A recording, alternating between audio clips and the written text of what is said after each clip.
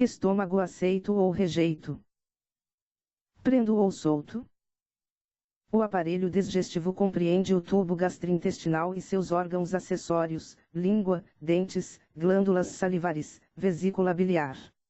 O tubo gastrointestinal é um tubo que se estende dos lábios ao ânus, sendo que cada parte que o forma é chamado por um nome distinto, como boca, faringe, esôfago, estômago, intestino delgado e grosso, cada parte contribuindo distintamente para uma finalidade comum, ou seja, a transformação dos alimentos em substâncias que possam ser aproveitadas pelas células do organismo.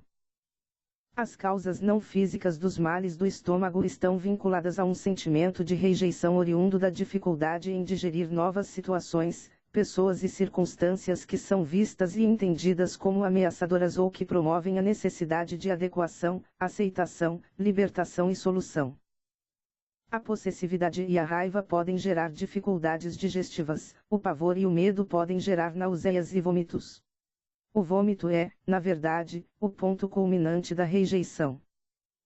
Entretanto, diz o Dr. Luiz F. Figueiredo, considerando a gravidez, onde os enjoos e vômitos são frequentes, essa rejeição deve ser mais bem analisada, pois comumente as pessoas enquadram os vômitos e náuseas como fatores da rejeição ao bebê exclusivamente. E não é bem assim. Excetuando as causas palpáveis que englobam uma série de modificações no organismo em virtude da gravidez e considerando as causas metafísicas, a rejeição pode estar associada a diversos fatores, tais como a rejeição ao sêmen, proveniente de dificuldades no relacionamento entre o casal, momentos de crise impróprios para a gestação, uniões estabelecidas sem a participação amorosa afetiva e também fatores mais contundentes quando a gravidez é decorrente de atos de violência. B. Rejeição à função, revelando que este sintoma é decorrente do medo dos encargos da maternidade, o medo de não conseguir dar cumprimento às obrigações de futura mamãe, o receio da responsabilidade que o ato de ser mãe encerra, receio de não atingir as expectativas dos familiares, entre outros anseios.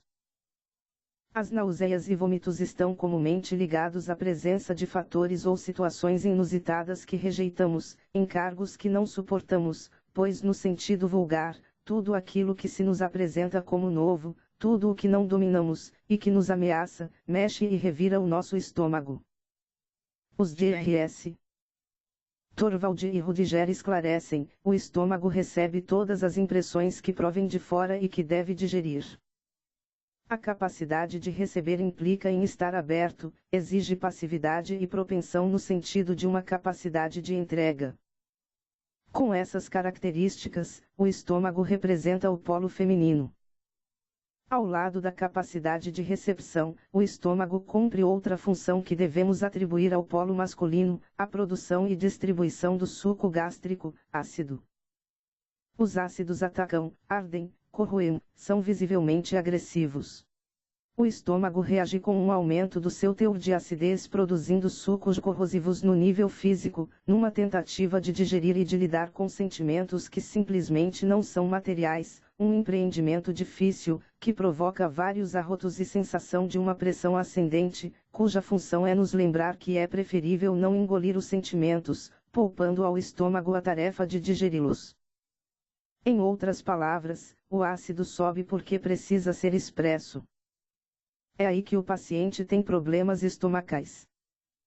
Falta-lhe a capacidade para lidar com os seus aborrecimentos e com a sua agressividade de forma consciente, resolvendo seus problemas através de um senso de responsabilidade pessoal. O indivíduo que sofre do estômago, deixa totalmente de demonstrar sua agressividade, engolindo tudo, ou exagera na agressividade, embora ambos os extremos não o ajudem a resolver de fato os problemas, pois ele carece de uma base segura de autoconfiança e da sensação fundamental de proteção, para confrontar com independência os obstáculos. É alguém que não quer se permitir ter conflitos.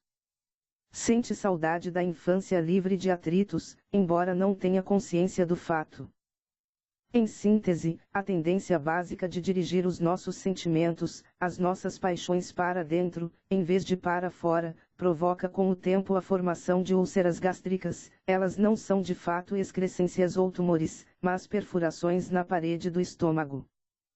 Nesse caso, o estômago não digere algo que provém do exterior, mas a sua própria parede. A pessoa está digerindo a si mesma.